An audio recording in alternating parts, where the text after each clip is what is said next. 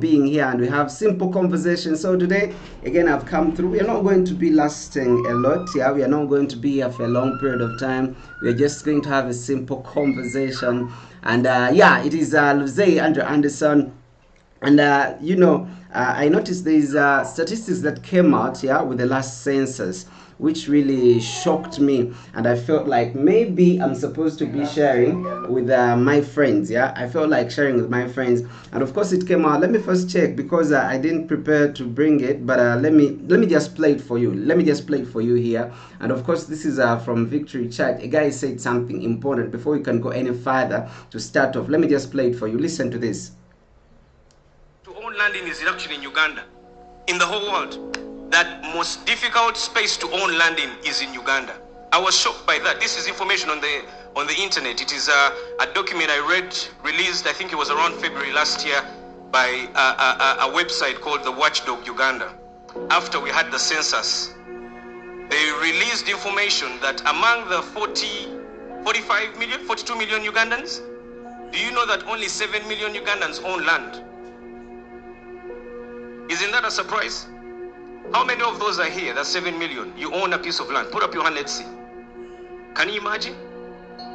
Among Ugandans, only 7 million of us own a portion of land. And in this, they mean the people that have documented ownership. So documented ownership is 7 million. There could be many, many more owners. There's even land that we don't claim, but somebody says it is theirs. So if you own land in Uganda, may God bless you. You have done a very good job.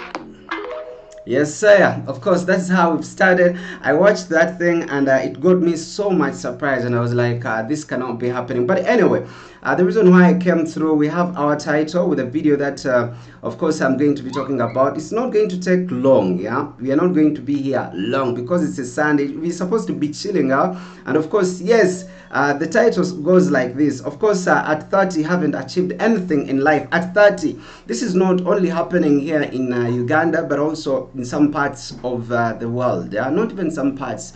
It is happening globally. And people, if you look at the people in the US, most of the people think that, when you go in the US, then you've gotten the American dream and all that. But most of the guys there even live in their trucks. There have been a lot of study, and these guys, many of them live in their cars, yeah, basically live in their cars. And of course here in Africa, at least I should say for us, we are even a little better off, because you can find a family here who don't even earn $1 a month. Yeah, they don't earn $1. They don't earn even 50 cents a month, but of course they are living.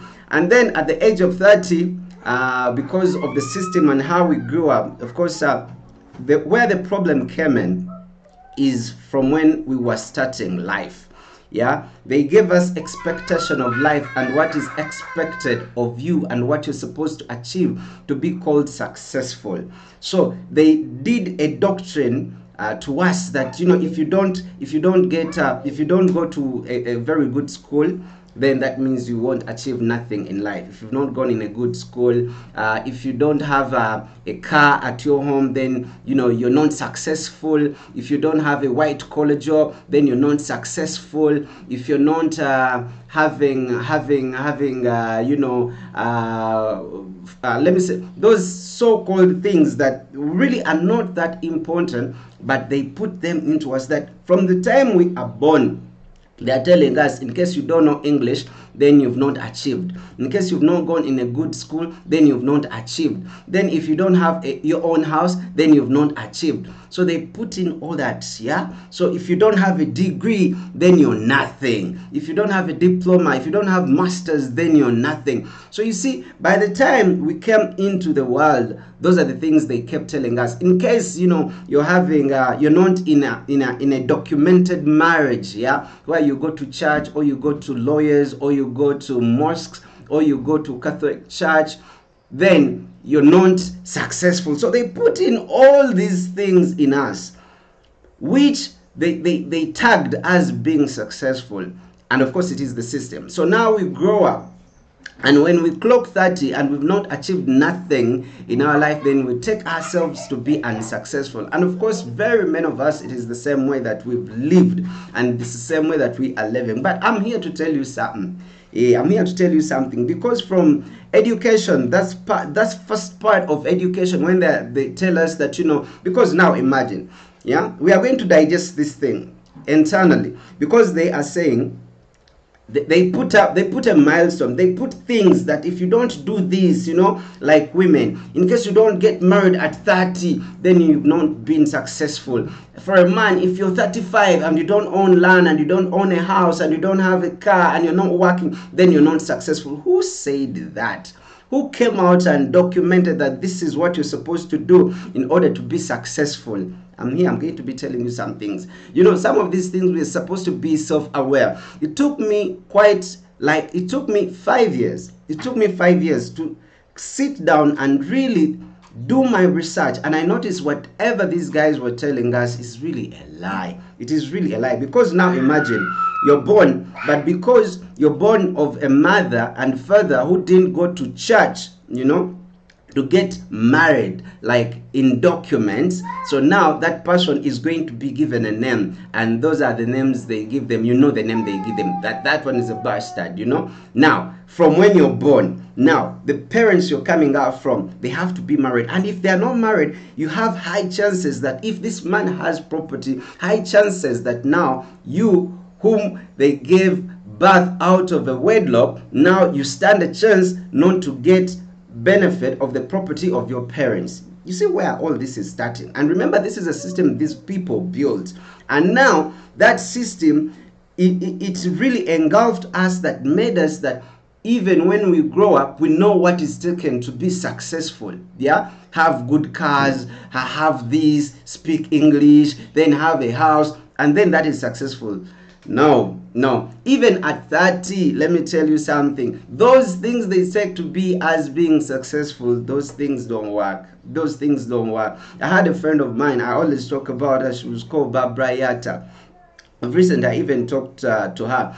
And then she told me, I asked her one day, we were moving and going somewhere, and I asked her, you have little things. She was driving a RAV4, and of course she's married with a couple of kids. And then I asked her, why is it that you're so comfortable with your life, that you don't have so much, but the way you treat yourself, it's like you've achieved it all in life?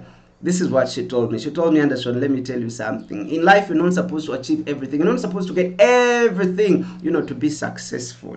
Sometimes there are those little things, that you have and you feel satisfied. You've seen people be in power for the longest period of time. They've been in power for like, I don't know how long, but they don't feel satisfied, yeah? They don't feel content of what they have. And for them, they feel at owning the entire world, yeah, owning the entire world and owning everything in it, that will be successful. And guess what, even when they achieve that, they feel like they are still not successful. My camera, what has happened? Let me work on my camera first. What has happened? Okay, let me sort this very fast. Yeah, okay, niceness, we are back.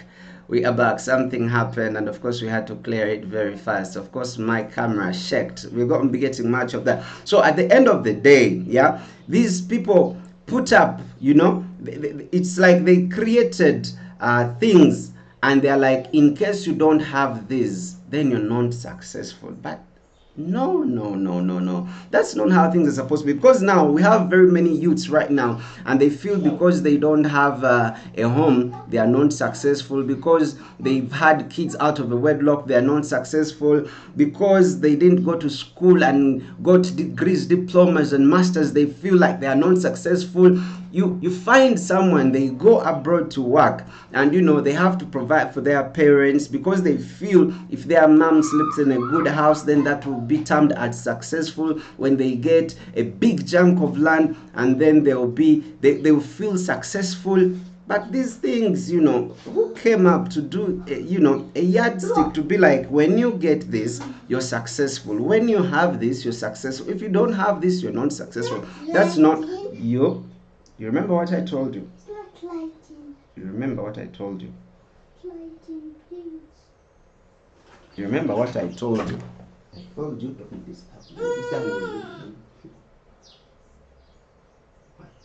So at the end of the day, who put up that yardstick that these are the things you're supposed to do to be termed as successful?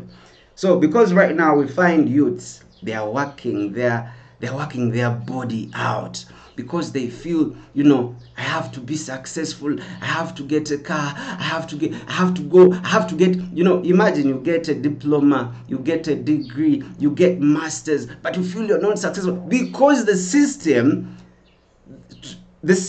did something with us. And because, let me tell you, when something was put in you since you were born, and they tell you this is how it is, just like how they put up and they said, like, in case you're light skinned, then you're beautiful. And we grow up thinking whoever is lighter skinned, Tyler, don't do that, whoever is lighter skinned is beautiful, and if someone is white, then they're the most beautiful. I got so surprised. Someone was making statistics and they say they got different people of different melanin, and then they were like to choose who is more beautiful, and they noticed that even the Africans, even the dark people, chose the girls who are light skinned to be the beautiful. Why? Because that was doctrinated in us from childhood, that this is what is taken to be beautiful and this is what is taken to be ugly. So now when we grow up, it is a mindset that we have to work on, because if something was doctrinated when we were still young, growing up and removing that in our mindset is one of the hardest things, and most of the people don't want to change.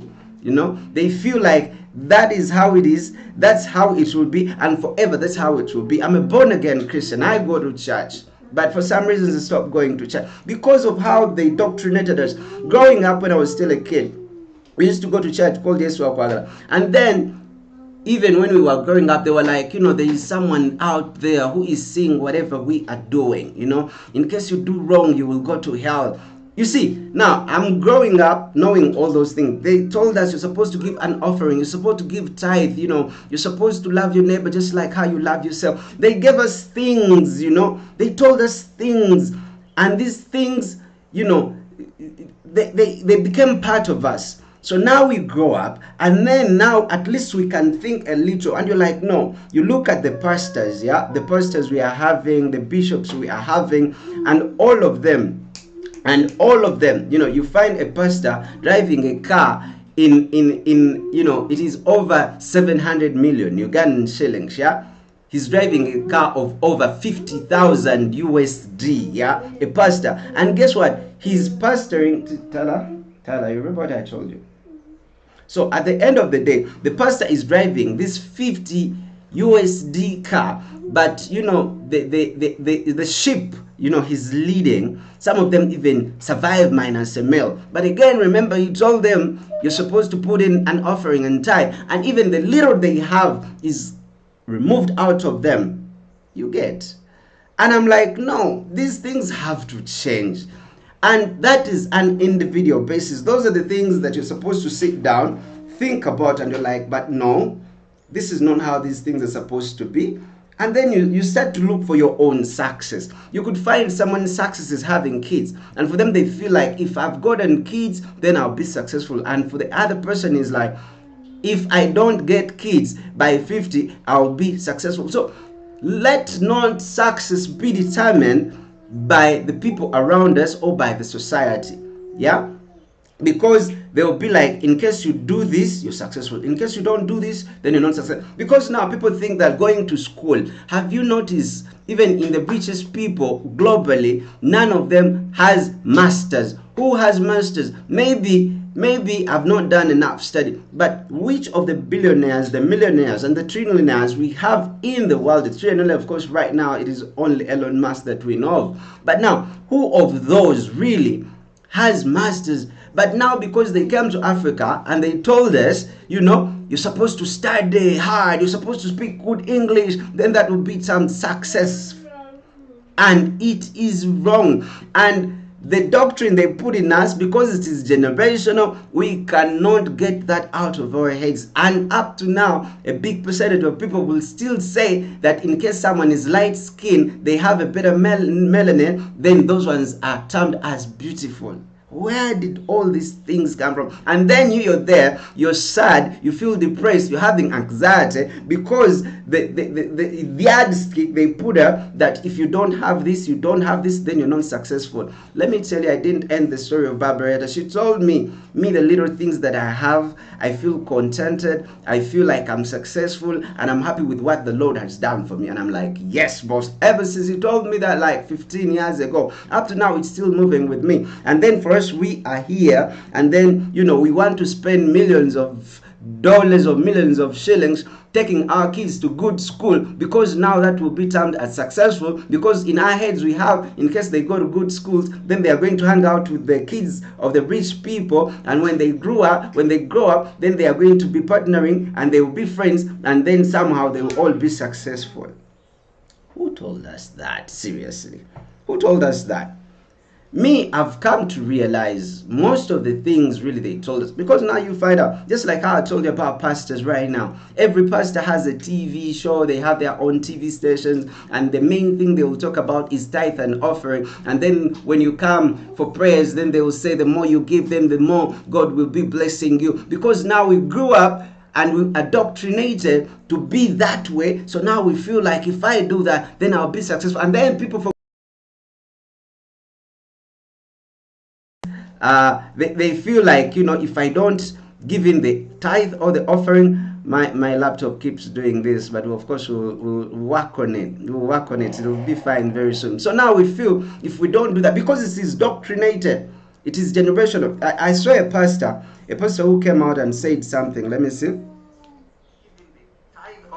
Yeah, I saw a pastor. He was like, I'm a pastor, but research again has been made, and the most poorest countries to start with, the third world countries, for some reasons they are the ones who love God the most. The third world countries, that's where you'll find they have night prayers every day, Monday to Friday.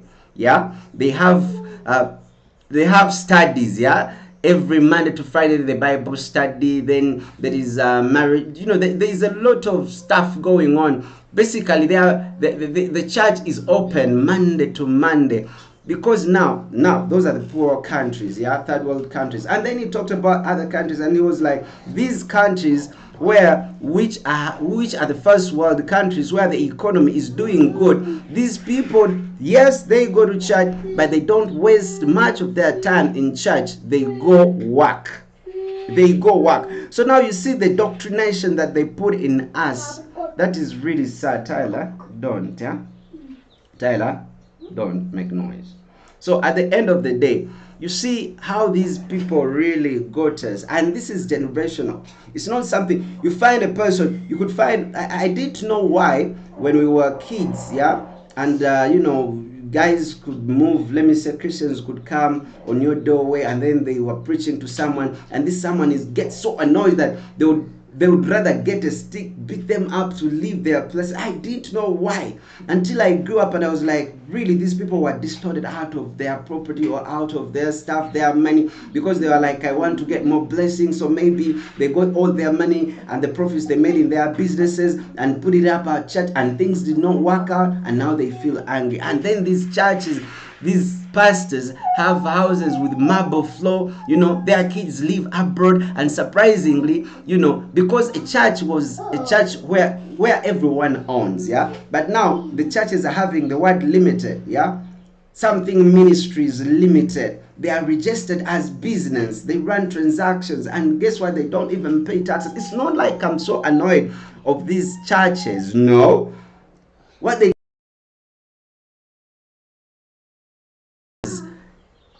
they did with us was so big. It was so big that really right now we cannot think for ourselves, and we sit and we are like, let's make these judgments. That even when you sit down with someone to make a reasoning, to come to a reasoning, this person will still tell you, no, what you're doing is bad. And you're like, no, God is there. Yes, we believe. But let's come to an understanding. Let's sit down. Let's discuss. Let's come to an understanding. And they feel like they don't want even to talk about it because they feel, someone up there will judge you. You're not supposed to do that. No. Sometimes we have to explain. If a kid comes out and asks you a question, it's like, Tyler, you go drive your car. So at the end of the day, even if it's a kid who has come up and is asking a question, how is this like this? You have to sit down and discuss. Why is it that these things you do not have even to discuss? It is like church is a dictator. It's moving on a dictator. Rules and regulations, no questions. You don't have to ask questions. What they tell you, that is it, and that is it. And then, because the doctrinated us, and now the things we are doing, we are doing things to impress. That's why you find the rich. My camera is really not doing me justice. Yeah, I don't know why it's not doing me justice. Yeah, but we will move. Yeah, we'll move. We'll sort it. We'll get another one. But it is really unfair. It is really unfair. Now we move trying to impress. How will people see me? Number one, the education system. You study, you reach over, you're 30, you're 40, and you're still going to school because you feel like now these things sometimes, no. And then a man grows up, for us, we are not taught. The ladies are taught what you're supposed to do. You're supposed to do this, you're not supposed to do this. And then the gents just grow far. And then it is in your 30s that you realize what you're supposed to do with your life. And then people are out there. No. This system has to change. And I'm telling you, it has to begin with you. They tell you, I keep talking about marriage. They keep telling you, in case, you had kids out of a wedlock, that's a sin, because that benefits, marriage benefits the government. I keep telling you this, because they know now men are going to be responsible. They will have to pay school fees. They will have to pay for medical, the medical fee. They will have to pay for transportation fee in one way or the other. It is all working out for the government, and this was planned. So at the end of the day, we do not have to sit here and start judging ourselves. Then you go work yourself out, you go abroad, you work day in, day out, you've not had free time at the age of 45, then you have some diseases and then you die and you've done nothing sensible with your life. It's unfair. And these people understood this. That's why you see those people, the wives will have time to do vacations, have time to spend. For them, family comes first more than anything. Family comes first even more than business.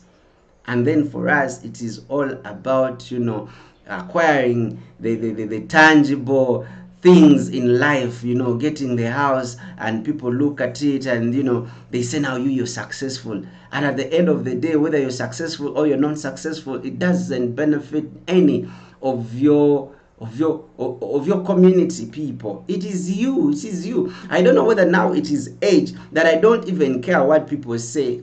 You don't care what people say. Now I've seen kids, on social media, they have houses which are fake, they have clothes which are fake, they have, everything is fake about them. Why? Because they feel they have to impress people, and deep down for them, as their personal life, things are not good at all.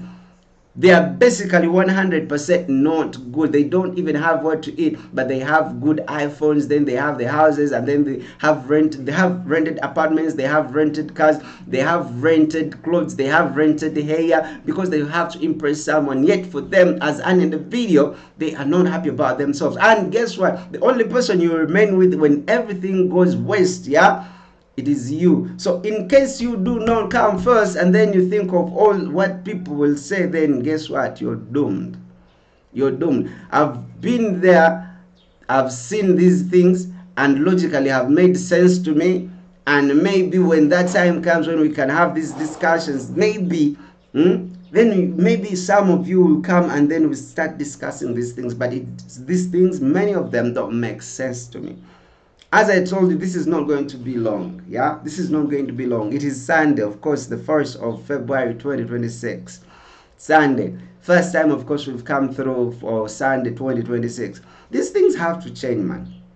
This thing, there is a mentality they put in us that God moving that mentality. I don't know where parents are kings. Yes, even the Bible says it, but there is a limit at everything. There's that time now you're supposed to sit and think about things yourself, and you're like, is that really logical to me? If it's not logical, then why sticking there? No, if it's not logical, then why sticking? Let someone sit you down and maybe talk about things and you understand them better. You have your parents, they are in their 60s, 70s, they are coming to the end of their life. It is the truth. And now you're there, you're in your 20s, and then you're fighting for their betterment of life, and yet you don't know, you're not sure of your future. Even the kids you will have, for them, they moved their journey. If things failed with them and they feel now their future is in you. I've seen parents who think that, let me do everything for my son, and when they grow up, they will be the one to provide for me. Who said that? You failed with your life, and now you feel like your kids are the ones to look up to you, to look up for you. Now me, I have my son. At not any one point do I think my son will give me a meal, whether he will build me a house, whether he will take me on vacation. Because I moved my journey, my son will move their journey, and they will have to do things that make him happy, not me. Me, I moved my journey. So if it is his journey and he's making his first salary, he's not supposed to spend it on me as the father. He's supposed to spend it on him and the kids he will get. Because I failed with my life, I cannot put my future in his life. He was not born as a business that when he grows up or when she grows up, then she's the one supposed to be my business. I've seen many people do that wrong. That when these kids grow up and they don't do the things that you think they were supposed to do for you, and now you get into depression, and then life is so hard for you, and then you die miserable. You did not give birth to a business, man. We let these kids be. We let them be. We let them be. So it is the same thing. So that's why it is very important, enjoy your life, do things as per you without looking at nobody.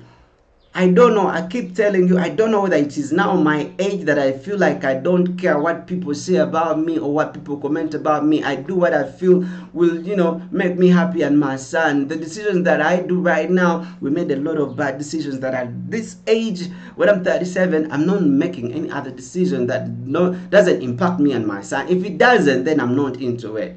We made decisions, but of course we have to go through that life. Yeah? My son can be crazy. Now imagine, I didn't want him to make noise here. Now he's out making noise. Oh my goodness. But anyway, yeah, I'm going to be calling it a wrap. Sit down, think about what I've said. Think and be like, does it make sense? Is it logical?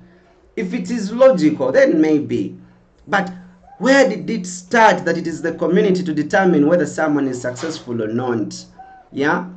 Your success is determined by you. As I told you, someone's success is having kids. Someone else's success is not having kids. Someone else's, success is having a place to call home. Someone else's success is having his business running without a home. People have grown up without a home. And because they grew up without a home, they feel like if I get my own place I call home, I'll be successful. And for the other person is like, me, if I have businesses running nice, then I'll be successful minus a home. Others are like, if I get a car, I'll be successful. And someone else is like, in case I get a bicycle, I'll be successful. So the success is determined by an individual who is you and not by the community or by the people you move with. That's very important, man. So these things of Simanya, went to a good school. Your success is your own success. Enjoy your success, but your success isn't my success. You understand that? So now we live in a life whereby people are in depression because they feel the life, they told her, in case you're 25 and you're not yet married, then you're not successful. It is your life, my nigga. It's your life. So your life determines whether you're successful or not. It is up to you, not someone else. You could find someone else is like, me, if I make it to 25, even if I die, by 25, I would have died successful. And you find someone else is like, I want to make it to 90. those, so it varies. Yeah, so why stress? Because we are not moving at the yardstick of life that has put up the boundaries that this is success and this isn't success. You could find someone else is like, if I make it at 50 and I'm still single, I would have been a successful person. So let nobody tell you. Don't be stressed that you have not done this, then I've not done this, then how will people think? If it's not going to make you happy, and the system has created it to put those boundaries, this is success and this isn't success. I still remain Luzze Andrew Anderson. Of course, it's been a Sunday chill out. Until when we catch up once again, I want to say God